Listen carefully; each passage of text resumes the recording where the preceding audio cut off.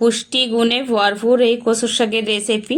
বন্ধুরা, তোমরা কে কিভাবে করো সেটা আমার জানা নেই, কিন্তু আমি যেটা মাঝে মধ্যেই করে থাকি এক এক দিন এক একভাবে, সেটাই তোমাদের সাথে শেয়ার করি। তো আমার চ্যানেলে আগেও দেওয়া রয়েছে এই কচু শাকের রেসিপি, তোমরা দেখে নিতে পারো।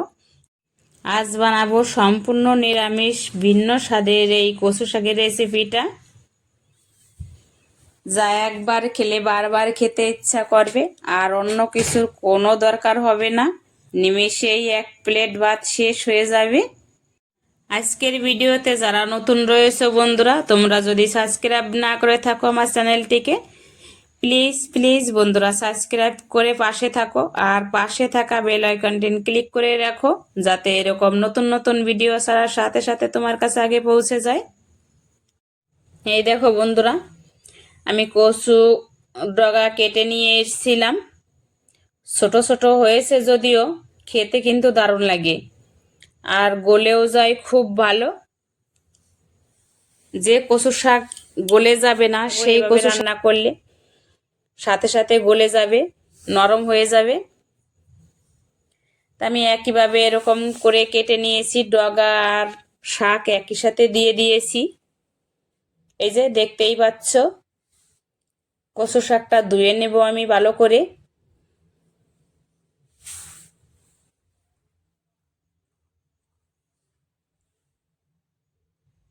কচু শাকে কিন্তু একটু হাত ধরেন, আমি দেখো হাত দিয়েই করছি। ধুয়ে তুলে নিচ্ছি, আর এদিকে উনানে জাল ধরিয়ে দিয়েছি, কড়া দিয়ে দেব। দিয়ে দেব কেটে রাখা শাক। আমি কিন্তু দেইনি। আর এখন দিলাম কাঁচা লঙ্কা আর তেঁতুল। ঢাকা চাপা দিয়ে দেব আমি। এই 10 মিনিটের মতো রেখে দেব ঢাকা দিয়ে। তো আমি ঢাকনাটা খুলে নিচ্ছি। দেখো কোনো জল দিইনি, তারপরেও পাশ দিয়ে জল ছেড়ে দিয়েছে, আর অনেকটাই নরম হয়েছে।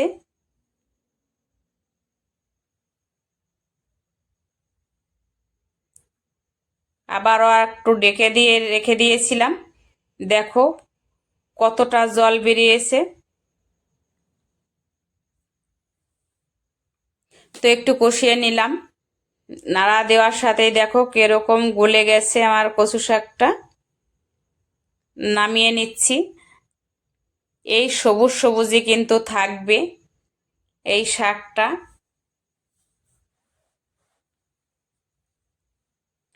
কড়া পরিষ্কার করে আমি কড়াই দিয়ে দেব তেল। একটু গরম হওয়ার সাথে দেব এখানে কালো জিরে আর শুকনো লঙ্কা। শাক সিদ্ধ করা দিয়ে দিলাম। একটু খেয়াল করে দেখলে বুঝতে পারবে আমি কিন্তু হলুদ দেইনি শাকে। আর শাকে যদি হলুদ দেওয়া হয় তাহলে খেতে ভালো লাগে না, আর এত সবুজ সবুজও থাকে না, কালারটা চেঞ্জ হয়ে যায়। তো ভালো করে আমি কষিয়ে নিচ্ছি, টানে নিয়ে নেব যাতে জল জল ভাবটা না থাকে, একটু শুকিয়ে যায়। এই কচু শাকের টক যেদিন রান্না করবে বন্ধুরা, চাল 2 মুঠো কিন্তু বেশি নিতে হবে। ভাত যদি কমে পড়ে যায় আমি কিছু বলতে পারবো না। আমাদের কিন্তু এরকমই হয়, আমাদের বাড়ির সবাই ভালো খায় এই কচু শাকের টক। তো এখানে আমি দিয়ে দিলাম আর কয়েকটা কাঁচা লঙ্কা চিরা। এই কাঁচা লঙ্কা চিরাতে আরও স্বাদটা দ্বিগুণ বেড়ে যাবে। আর ব্যালেন্স রাখার জন্য দিয়ে দিলাম অল্প চিনি, যেহেতু আমি এখানে কচু শাকের তেঁতুলির টক রান্না করছি।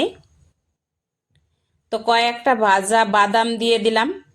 এটা অপশনাল, তোমরা দিতেও পারো নাও পারো, দিলে পরে খুবই ভালো লাগে। নামিয়ে নিলাম আমি এই কচু শাকটা। কত সুন্দর কালার রয়েছে দেখো বন্ধুরা। ভিডিওটা যদি ভালো লেগে থাকে লাইক কমেন্ট শেয়ার করো।